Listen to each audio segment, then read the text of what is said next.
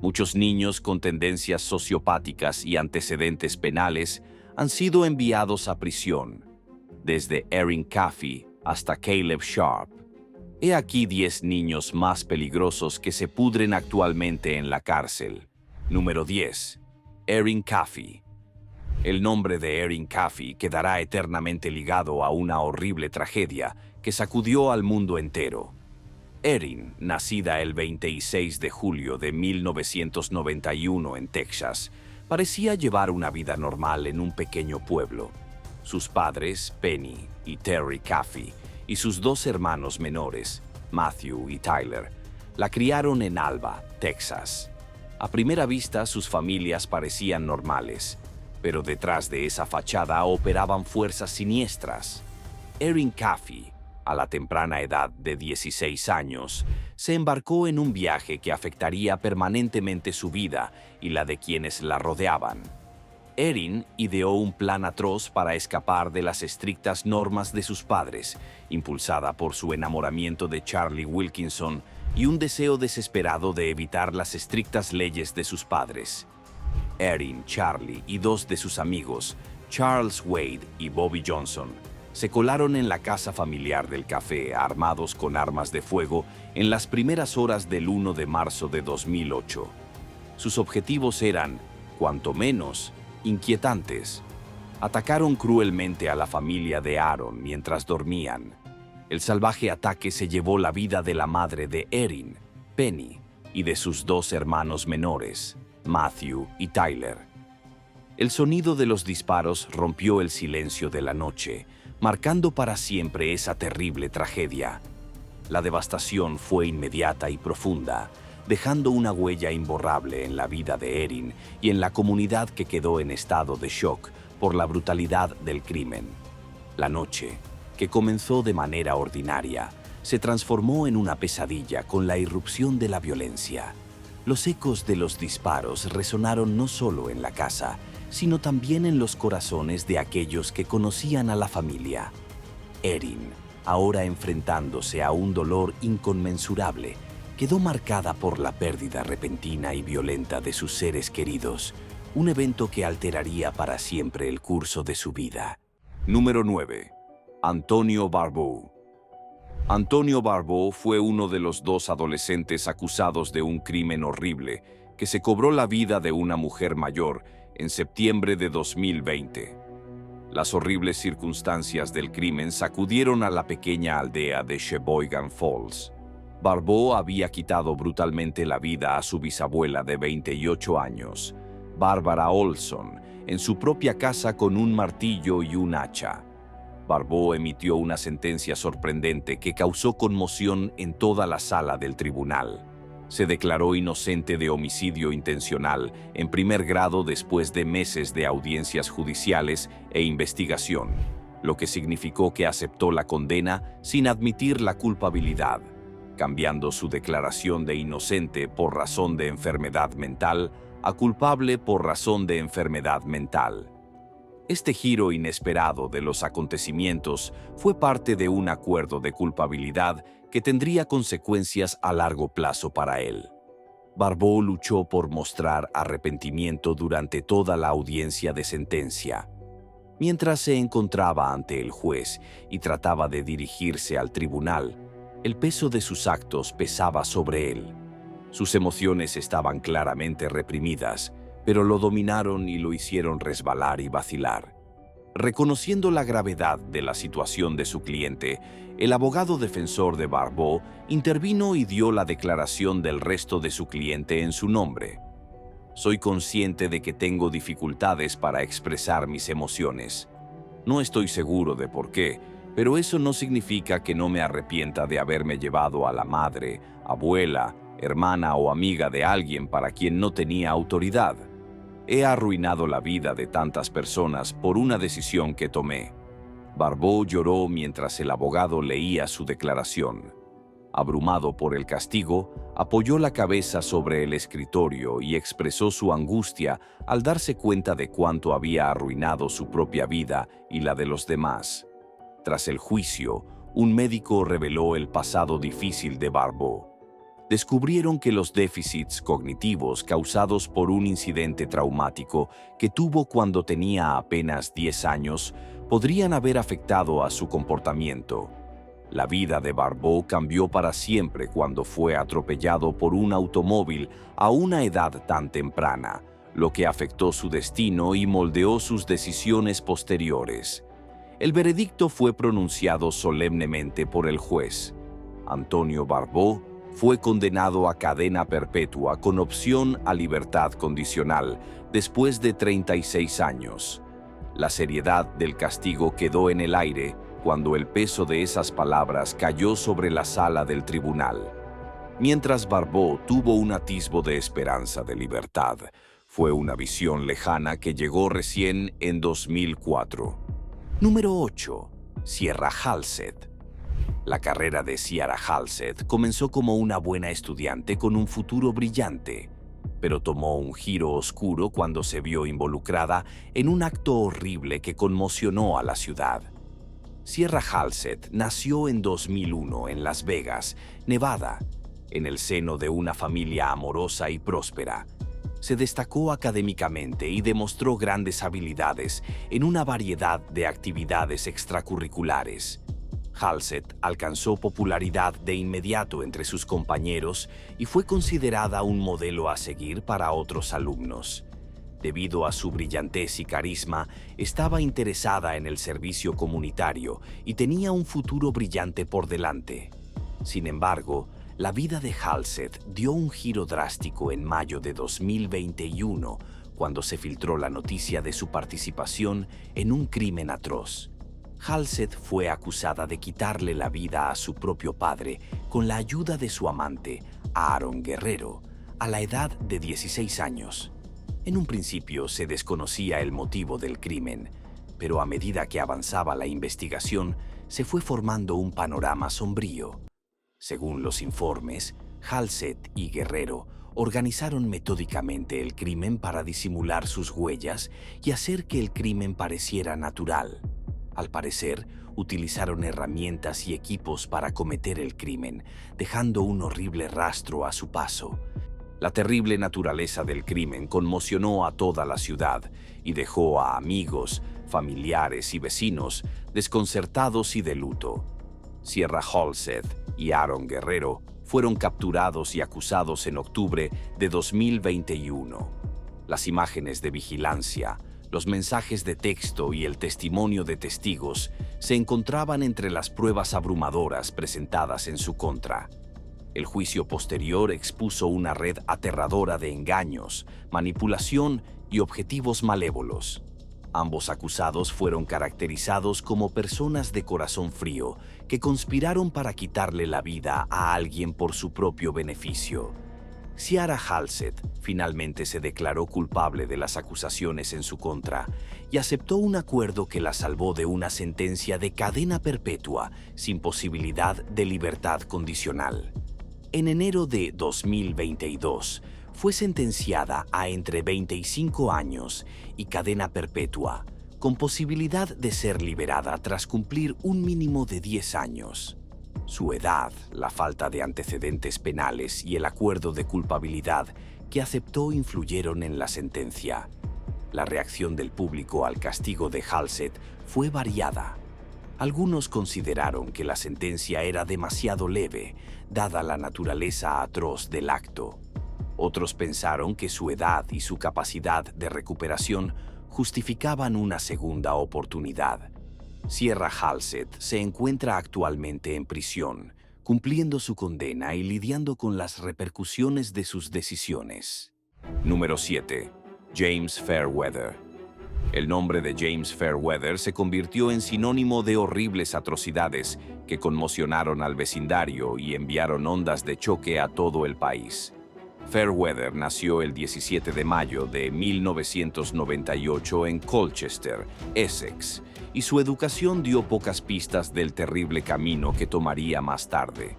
El origen de Fairweather era más bien promedio, ya que creció en un hogar de clase media sin indicadores obvios de dificultad o inclinaciones agresivas. Sin embargo, A medida que se acercaba a la adolescencia, se produjo en él una terrible metamorfosis. Fairweather empezó a mostrar indicios de inestabilidad mental, incluida una fijación con el sacrificio y la violencia. Se alejó de las actividades sociales y exhibió un comportamiento más impredecible que alarmó a sus compañeros y familiares. La mente perturbada de Fairweather se salió de control en 2014, lo que le llevó a perpetrar una serie de atrocidades que mancharían su nombre para siempre. A la edad de apenas 15 años, emprendió una horrible ola de crímenes que provocó una conmoción en toda la ciudad de Colchester. En un acto de violencia que dejó al vecindario aterrorizado, Fairweather atacó brutalmente a sus víctimas, James Atfield y Nahid Al-Manaya, en eventos separados. James Atfield, un hombre de 33 años, fue encontrado con más de 100 heridas de apuñalamiento, una muestra de la brutalidad desmedida del ataque. Nahid Al-Manaya, una estudiante de 23 años, fue apuñalada 16 veces mientras caminaba por un sendero cerca de su casa. Estos crímenes horribles no solo dejaron una marca indeleble en la comunidad de Colchester, sino que también destacaron la gravedad de las acciones de un joven cuya mente perturbada lo llevó a cometer actos indescriptibles.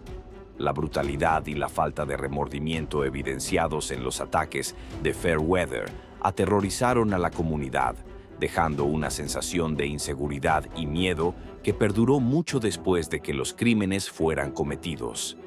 Las acciones de Fairweather se llevaron a cabo con una premeditación y una brutalidad escalofriantes.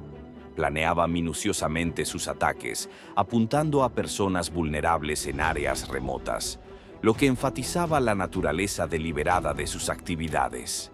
El método de operación de Fairweather consistía en acechar, dominar y quitarle la vida brutalmente a sus víctimas. La ferocidad y la insensatez de sus actos provocaron una conmoción no solo en Gran Bretaña, sino también en Arabia Saudí, lo que desencadenó una persecución masiva. James Fairweather fue capturado tras una investigación exhaustiva y se reveló la magnitud de sus inquietantes actos.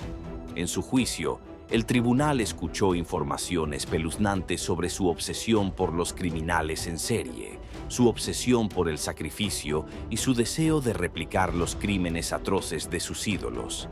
Las pruebas en su contra eran abrumadoras y no había ninguna duda sobre su culpabilidad. Fairweather sufrió las repercusiones de sus atroces actos cuando fue sentenciado a cadena perpetua en 2016. Dada la gravedad de los crímenes y el sufrimiento irreparable causado a las familias de las víctimas, el juez concluyó que Fairweather debería pasar un mínimo de 27 años en prisión antes de poder optar a la libertad condicional. El castigo tenía por objeto garantizar que enfrentara todo el peso de su conducta y que no causara más daño a la sociedad. El encarcelamiento de Fairweather sirvió como recordatorio de la devastación que los actos violentos pueden causar a las personas y las comunidades de todo el mundo. Número 6. Nehemiah Grigo.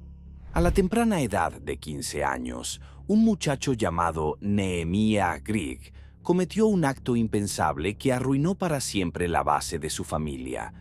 En un crimen atroz que tuvo lugar en octubre de 2015, le quitó la vida a sus padres y 3 hermanos menores, sometiéndolos a un brutal ataque con 2 armas diferentes.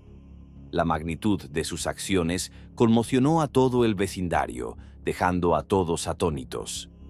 Reconociendo la gravedad de sus acciones, Nehemías se declaró culpable con valentía de su papel en el trágico suceso.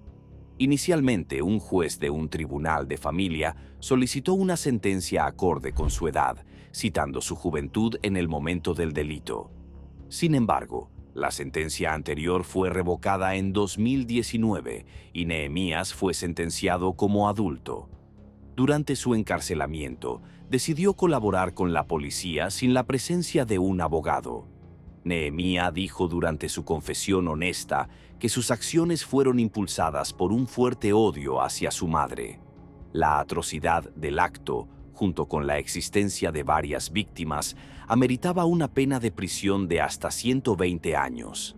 Finalmente, Nehemías fue sentenciado a 3 cadenas perpetuas consecutivas, con crédito por los 6 años y 208 días que había cumplido anteriormente.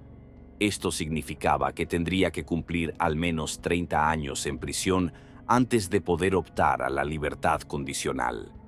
Nehemías permaneció en silencio mientras se leía la sentencia en una sala llena de pasión. Su estoicismo ocultaba su profundo dolor. Sin embargo, hizo una pausa para expresar su pesar y pedir disculpas a su familia. Según los informes de las ceremonias, Nehemías hablaba con suavidad y estaba sinceramente conmovido. Esta representación contribuyó a la complejidad de la tragedia y planteó cuestiones sobre la comprensión de la sociedad de las razones fundamentales de crímenes tan horribles. Se disculpó por haberle quitado la vida a sus padres y hermanos, diciendo: «Me gustaría poder retractarme, pero la realidad es que no puedo». La profundidad de la agonía de Nehemías y los factores psicológicos que lo llevaron a cometer un acto tan horrible son imposibles de comprender. No obstante, sus disculpas insinuaron su dolor por el daño irreparable que causó. A pesar de sus intentos de mostrar arrepentimiento, las consecuencias de sus acciones dejaron una herida profunda e imborrable en la comunidad. Su hermana describió a Nehemías como un joven difícil de criar, señalando que sus problemas de comportamiento habían sido evidentes desde una edad temprana. En sus declaraciones, enfatizó la importancia de mantenerlo encerrado, ya que temía que su liberación pudiera resultar en más daño. Ella afirmó con firmeza que 5 años no eran suficientes para que Nehemías mejorara, subrayando que sus problemas iban más allá de lo que un periodo corto de encarcelamiento podría resolver. Según ella, el tiempo necesario para su rehabilitación y el tratamiento de sus profundas cuestiones psicológicas sería mucho más extenso. La historia de Nehemías es un recordatorio impactante de lo impredecible que puede ser el comportamiento humano. Refleja cómo los problemas no abordados adecuadamente en la infancia pueden escalar hasta convertirse en tragedias de gran magnitud. Su caso pone en evidencia la necesidad de una intervención temprana y efectiva, así como el desafío continuo de equilibrar la rehabilitación con la seguridad pública. A través de su relato, se vislumbra la lucha interna y el dolor que Nehemías y su familia han enfrentado. Es un testimonio de cómo, a veces, el sistema falla en proporcionar el apoyo y la estructura necesarios para prevenir que jóvenes con problemas graves sigan un camino destructivo. La incertidumbre y la complejidad del comportamiento humano se destacan en esta historia, recordándonos que detrás de cada acto atroz hay una historia de lucha y, a menudo, de oportunidades perdidas para intervenir y cambiar el rumbo de una vida. Número 5. Roxanne Sikorsky. El suspenso en la sala del tribunal era evidente, mientras el destino de Roxanne Sikorsky pendía de un hilo. Era un día de ajuste de cuentas para la joven que había planeado, con su amante adulto, perpetrar un crimen horrible contra su propia familia. Las circunstancias que llevaron a este importante momento comenzaron en octubre de 2014, cuando Roxana, que entonces tenía 15 años, se despertó en mitad de la noche con un pensamiento aterrador. Había intentado quitarle la vida a su hermano menor, consumida por un deseo perverso de dañar a sus padres y hermanos. Afortunadamente, su plan fracasó y su familia sobrevivió. La madre de Roxana, Laureen Sikorsky, encontró la fortaleza para dirigirse al tribunal antes de que el juez comenzara a leer la sentencia. Laureen hizo un emotivo llamado a la compasión en nombre de su hija adoptiva. Expresando sus emociones conflictivas, Laureen enfatizó que Roxanne necesitaba ayuda psicológica continua. Laureen sostuvo que sentenciarla como adulta y exponerla a la dura realidad de la cárcel simplemente destruiría su mundo ya delicado. El padre adoptivo de Roxana, Jeffrey, reflejó las preocupaciones de Lorraine. Expresó su temor por la seguridad de su hija en una penitenciaría para adultos y la presentó como una niña frágil, atrapada en la red del mal. El tribunal debatió las complejidades del caso y profundizó en el trágico pasado de Roxana. De pequeña le diagnosticaron un trastorno reactivo del apego, una enfermedad mental que inhibe la capacidad de crear vínculos emocionales con los cuidadores principales. Este descubrimiento aportó más información sobre las atrocidades que se cometieron. Roxana mostró un verdadero arrepentimiento ante el tribunal y pidió disculpas a sus padres por no haber sido la hija que habían esperado. Por fin se había dado cuenta de la gravedad de sus actos y ahora era plenamente consciente de las consecuencias. Mientras tanto, el cómplice adulto de Roxana, que había respaldado y permitido la conspiración para acabar con la vida de toda su familia, ya había recibido una sentencia de cadena perpetua tras ser declarado culpable de los 7 cargos. A pesar de que Roxana estaba claramente implicada en el crimen, su edad y su pasado problemático obligaron al tribunal a considerar las posibilidades de rehabilitación y expiación. Como resultado, Roxana fue sentenciada a entre 10 y 20 años de prisión, una parte importante de su corta vida. El tribunal dictaminó que había cometido un acto atroz y que debía afrontar las consecuencias. Esta sentencia también funcionó como un elemento disuasorio, enviando un mensaje a otros jóvenes que podrían considerar violar la ley o dañar a los demás. Número 4. Conrad Schaefer. Un adolescente de 15 años llamado Conrad Schaefer se lanzó a disparar violentamente, dejando un rastro de daños y cobrándose la vida de personas inocentes. En un episodio terrible y horrible que devastó la ciudad de Kissimmee, Florida, de repente se demostró que las motivaciones de estos horribles actos tenían su origen en una extraña sensación de placer. Conrad Schaefer, acompañado por su compañero David Damis, se pusieron en una borrachera violenta y perpetraron una serie de tiroteos que acabaron con la vida de 2 personas. Mientras esperaba el autobús, David Guerrero, de 17 años, fue atacado sin piedad. La crueldad y la insensibilidad que demostraron estos adolescentes conmocionaron a la comunidad y la dejaron entristecida por la pérdida de vidas inocentes. Las autoridades pudieron rastrear el origen del arma utilizada en estos actos atroces gracias a sus investigaciones. Lothar Schaefer, el padre de Conrad Schaefer, había adquirido un arma para su hijo justo un día antes de que comenzara la ola delictiva. Lothar Schaefer se enfrentaba a cargos penales no solo por permitir que su hijo tuviera acceso a la pistola, sino también por permitirle poseer cientos de cartuchos de munición. Las catastróficas repercusiones de sus acciones han dejado a la comunidad conmocionada por el dolor y la rabia. Se iniciaron acciones legales y los responsables de los disparos fueron llevados ante la justicia. Conrad Schaefer admitió 2 cargos de primer grado a pesar de que estaba sobre la mesa una sentencia de 40 años de prisión. El tribunal finalmente dictó 2 sentencias de cadena perpetua consecutivas, garantizando que Schaefer pasaría el resto de su vida en prisión. Sus intentos de transmitir su pesar y disculparse con las familias de las víctimas fueron trágicamente insuficientes, ya que sus palabras nunca pudieron curar la agonía y la miseria que infligió. Después de la catástrofe, los familiares de las víctimas lucharon con su propio dolor y resentimiento. Algunas personas se sintieron profundamente decepcionadas por las disculpas de Schaefer, que dijeron que eran débiles e inadecuadas. Dolores Horn, tía de una de las víctimas, expresó su deseo de que Schaefer comprendiera realmente la miseria que había sufrido su sobrino.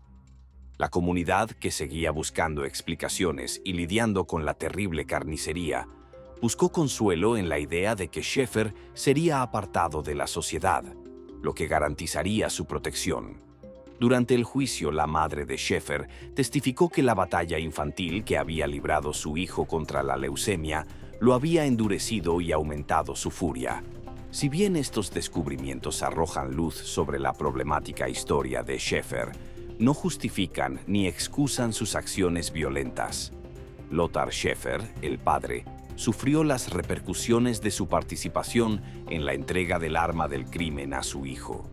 En una acción legal separada, se declaró inocente de un cargo de armas de fuego y fue sentenciado a 4 meses de prisión y 2 años de libertad condicional. Número 3. Aiden Fucci. Aiden Fucci fue noticia en 2021 después de ser arrestado y acusado de quitarle la vida a Tristan Bailey, una niña de 13 años del condado de St. John's, Florida. Debido a la terrible naturaleza del crimen y las edades de las personas involucradas, el caso sacudió a la comunidad y recibió considerable publicidad. En el momento del incidente, Aiden Fucci era un adolescente que residía en el condado de St. John's, Florida. Como muchos adolescentes, seguramente tenía una red social, iba a la escuela y tenía intereses y pasatiempos. Aiden Fucci y su víctima, Tristan Bailey, por otro lado, tenían conocidos en común y con frecuencia se los veía pasar el rato juntos. El incidente ocurrió en mayo de 2021, cuando se descubrió el cadáver de Tristan Bailey en un lugar boscoso. Tristan falleció como consecuencia de un ataque violento, según una investigación iniciada por el Saint Oficina del Sheriff del Condado de Jones. Aiden Fucci fue finalmente capturado y acusado como adulto de un delito premeditado en primer grado. El caso atrajo la atención nacional cuando las pruebas indicaron que Tristan Bailey había sido apuñalado 114 veces. Aiden Fucci, el culpable, tenía apenas 14 años en el momento del incidente, pero fue procesado como adulto. La sentencia de Fucci, que oscilaba entre 40 años de prisión y cadena perpetua, fue determinada en la sala del tribunal del juez R. Lee Smith. Sin embargo, como era menor de edad, su declaración de culpabilidad por un delito en primer grado no lo calificaba para dar su propia vida como pena capital. El juez Smith manifestó su determinación de llegar a una sentencia lo antes posible para evitar demoras innecesarias. «No voy a prolongar esto más de lo necesario», dijo. «No quiero pasar por una audiencia de sentencia solo para decir, está bien, ahora me tomaré 3 semanas». El 24 de marzo de 2003, el juez Lee Smith condenó a Aiden Fucci, de 16 años, a cadena perpetua en un juzgado del condado de St. John's por quitarle la vida a Tristan Bailey. También se demostró que la madre de Fucci, Crystal Smith, estuvo implicada en la conducta ilegal. Ella modificó su declaración de inocente a no contendiente en relación con las acusaciones de manipulación de pruebas en el caso de su hijo. Las autoridades acusaron a Crystal Smith de limpiar un par de pantalones ensangrentados que había usado su hijo. Después del incidente, Crystal Smith se declaró inocente de un delito grave de tercer grado por manipulación de pruebas como parte del acuerdo de culpabilidad. La pena máxima por este delito es de 5 años de cárcel. El juez la declaró culpable y la condenó a 5 años de libertad condicional. También fue sentenciada a 30 días en la cárcel del condado de St. John's, con crédito por un día pasado anteriormente. Número 2. Philip Chisholm. A pesar de tener solo 14 años en ese momento, cometió un crimen horrible que culminó con una sentencia de cadena perpetua en la escuela secundaria de Danvers.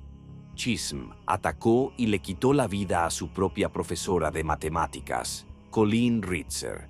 Al dictar sentencia, el juez del Tribunal Superior de Salem, David Lowy, describió a Chisholm como brutal y sin sentido. Elogió el modesto heroísmo de Ritzer y destacó que las consecuencias de esta tragedia nunca se olvidarán.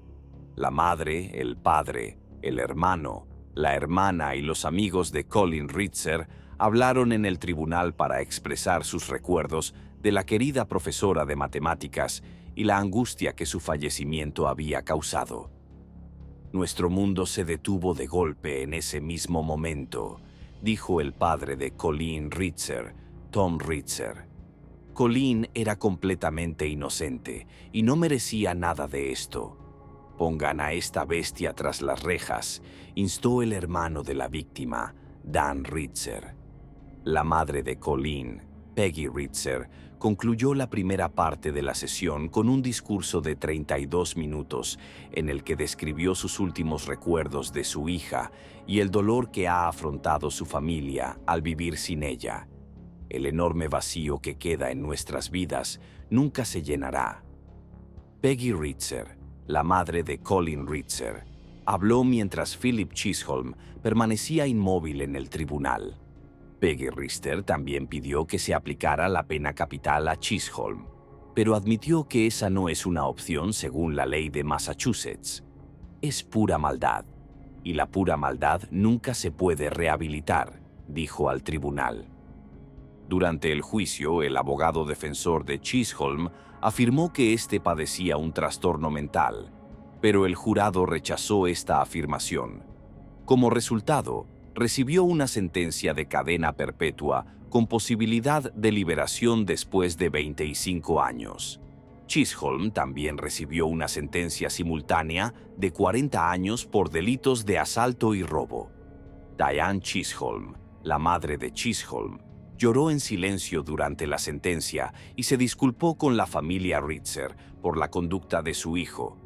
Chisholm, por otro lado, se presentó ante el juez con cara de póker, sin mostrar emoción alguna y sin mostrar arrepentimiento por sus actos. La madre de Chisholm hizo una breve declaración antes de la audiencia de sentencia el viernes. No hay palabras para expresar cuánto dolor y pena he experimentado en los últimos 2 años y medio. Sin embargo, nadie ha sufrido más que la familia Ritzer. Mi más profunda gratitud, mis oraciones y mi humilde respeto están con ellos hoy, mientras continúan su camino de sanación, escribió Diana Chisholm. La historia de Philip Chisholm sirve como un recordatorio aleccionador de la inquietante verdad de que personas de tan solo 14 años pueden cometer crímenes horribles. Chisholm está cumpliendo actualmente una condena de 40 años a cadena perpetua en el centro penitenciario Sousa Baranowski en Shirley, por el asalto, el robo y el asesinato de Colleen Ritzer. La magnitud de sus actos, así como la pérdida irreparable que sufrió la familia Ritzer, han dado lugar a una larga condena de cárcel. Número 1. Caleb Sharp. Caleb Sharp fue condenado en 2017 por quitarle la vida a un compañero de clase y herir a otros 3. Durante el tiroteo de Spokane, Sharp se llevó un arma AR-15 y una pistola, así como varias cajas de munición a bordo de su autobús escolar. El día del tiroteo, Sharp fue directo a un pasillo del segundo piso de la escuela, donde arrojó la bolsa de lona y sacó el arma de asalto. Un compañero de clase llamado Strachan se acercó a Sharp mientras intentaba cargar el arma. Comenzó a cargar el rifle, que se atascó. Strachan supuestamente le dijo a Sharp: «Siempre supe que ibas a disparar en la escuela. Sabes, eso te traerá problemas». Sharp atacó a Strand, quien se mantuvo firme. Sharp arrojó el revólver al suelo después de disparar contra la multitud. En ese momento, el custodio Joe Bowen lo abordó. Cuando Bowen se acercó, Sharp levantó las manos sobre la cabeza en señal de rendición. El día de la sentencia, la sala del tribunal estaba repleta con más de 200 personas presentes. Muchas de ellas, muy afectadas por el incidente, salieron a ofrecer su declaración. Sus gritos unidos resonaron mientras rogaban al juez Price que castigara severamente a Sharp por sus horribles actos. A medida que avanzaban los juicios, el abogado defensor de Sharp pidió una pena de 20 años, argumentando atenuantes y la posibilidad de rehabilitación. En cambio, dada la gravedad del delito, la Fiscalía abogó por una pena de entre 35 años y cadena perpetua. El juez Price, tras considerar cuidadosamente la naturaleza del delito y el impacto a largo plazo en las víctimas y sus familias, decidió imponer una pena de 40 años. Al emitir su fallo, destacó la brutalidad y premeditación de los crímenes, subrayando que la sentencia debía reflejar la seriedad de los actos cometidos. La decisión reflejó la gravedad del impacto en las víctimas, proporcionando un sentido de justicia y cierre a las víctimas y sus seres queridos. Caleb Sharp, el hombre responsable de un terrible tiroteo en una escuela del estado de Washington, mostró su pesar y pidió disculpas a sus víctimas antes de ser sentenciado. A pesar de las solicitudes de los abogados defensores de una sentencia más corta, el juez Michael Price impuso una pena 2 veces más larga. Sharp se disculpó con toda la comunidad y expresó su pesar por las noches de insomnio que les había impuesto. Además, se dirigió a sus 3 víctimas heridas y a Amy Strahan, la madre de Sam Strahan, de 15 años, que lamentablemente murió en el incidente. Sharp se disculpó por causar angustia a Amy y Emily y expresó un tremendo pesar por haberles arrebatado a Sam. Declaró que no albergaba maldad en su corazón y aceptó que ninguna penitencia podría expiar totalmente las vidas que había dañado. Mientras pedían humildemente perdón, Amy Strahan y las 3 chicas heridas hicieron sus propios comentarios el día anterior a Sharp, todas ellas presionando por la pena máxima de prisión de 45 años. Sharp recibió crédito por los 5 años que ya había pasado en prisión antes del juicio. Además del tiempo que le corresponde, este crédito le reconoce el tiempo que ya lleva cumpliendo la pena de prisión, disminuyendo así el tiempo total de su encarcelamiento. Gracias por ver este video. Hasta la próxima.